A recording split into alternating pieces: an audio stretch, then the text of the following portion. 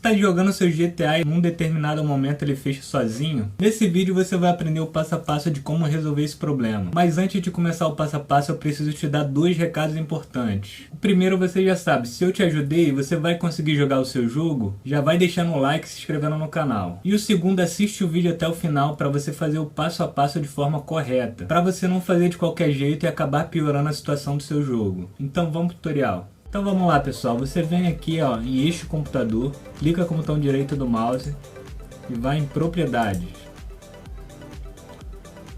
Aqui eu estou usando o Windows 10, né? Vai aparecer dessa forma para mim. Você vem aqui em configurações avançadas do sistema.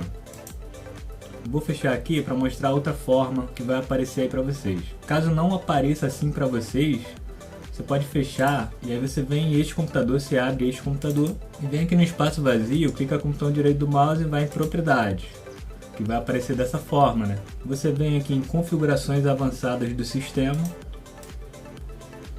aí vem aqui em avançado, já está em avançado aqui, aí você vem em configurações. Aqui em configurações você vem em prevenção de execução de dados. Aqui provavelmente de vocês vai estar ativado aqui, ó. Vai estar aqui nessa primeira opção. Você ativa aqui a segunda opção.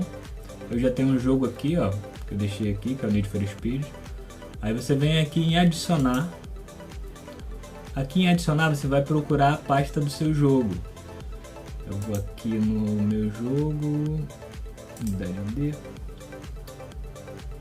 Vem aqui, ok.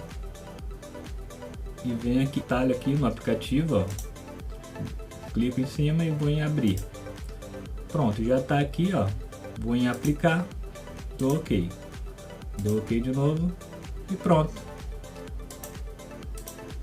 Já resolveu o problema aí. Então esse é o tutorial, pessoal. Muito obrigado por assistir. Se gostou do conteúdo, não esquece de se inscrever no canal, dar o like e compartilhar para ajudar mais pessoas aí que tá com esse mesmo problema. Então é isso. Um abraço, fiquem com Deus e até o próximo vídeo.